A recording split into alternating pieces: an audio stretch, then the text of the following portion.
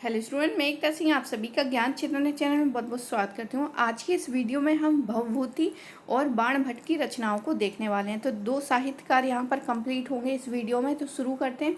भवभूति जो हैं वो कन्नौज के शासक यशो वर्मा की राजसभा में निवास करते थे। किसकी राजसभा में निवास करते थे? तो कन्नौज के शासक यशो वर्मा की राजसभा में। अब यहाँ पर 3 नाटक हैं उसके। एक तो है मालती माधव, महावीर चरित और उत्तर रामचरित। तो यहाँ पर जिस तरह से नाम है, जैसे मालती, तो यहाँ पर एक मालती भी होगी और एक माधव होगी। दोनों की क्या है, कहानी होगी।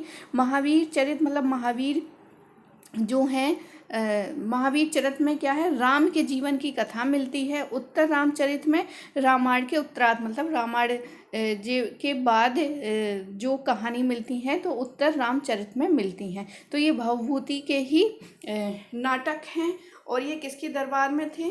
तो ये कन्नौज के शासक यशो वर्मा के दरबार में थे। तो यही इम्पोर्टेंट है आपको एग्ज़ाम की दृष्टि से। आपको सिर्फ यही पढ़ना है कि भवभूति कहाँ पर थे।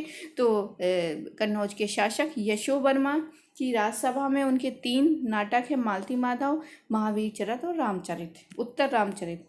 ठीक है, अब हम बात करते हैं बाण भट्ट की। तो बाण भट्ट जो हैं वो वर्धन वंश, जो कि अभी हमने हर्षवर्धन पढ़ा था, उसी के दरबार में थे बाण भट्ट। और इसकी रचनाएं हैं हर्षचरित, मतलब वहाँ पर हर्षवर्धन की ही यहाँ पर कहानी मिलती है। और दूसरा है कादम्बरी।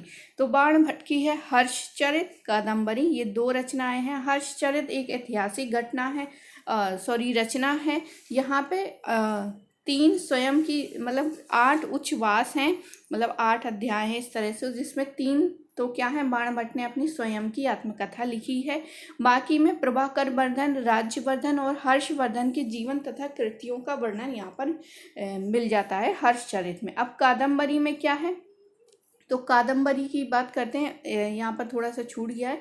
हर्षचरित में क्या है, हम तत्कालीन समाज की तत्कालीन, जैसे हर्षवर्धन जिस समय था उस समय की किस प्रकार की सामाजिक और सांस्कृतिक दशा रही होगी, इसका विवरण हमें हर्षचरित में मिल जाता है। क्योंकि बाण भट्ट उस समय लिख रहा है, अब समकालीन इतिहास लेखन तरह का ग्रंथ लिख रहा है हर्षचरित।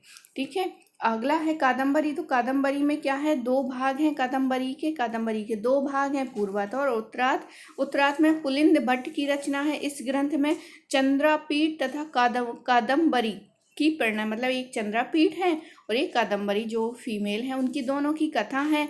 और फिर कई पात्रों, जैसे पुंडरीक है, महाश्वेता है, वैशम पायन आदि की कथाएं यहाँ पर हमें कादम्बरी में देखने की मिल जाती हैं। तो आज हमने यहाँ पर 2 साहित्यकारों को कंप्लीट किया है। एक तो बाण भट्ट और पहला हमारा था भवभूति। तो भवभूति और बाण भट्ट के बारे में आप 1-2 बार देखेंगे तो आपको आसानी से इनके ग्रंथ जो हैं वो याद हो जाएंगे। तो मिलते हैं एक अगले वीडियो में। आप जब तक सब्सक्राइब करें, लाइक करें, शेयर करें।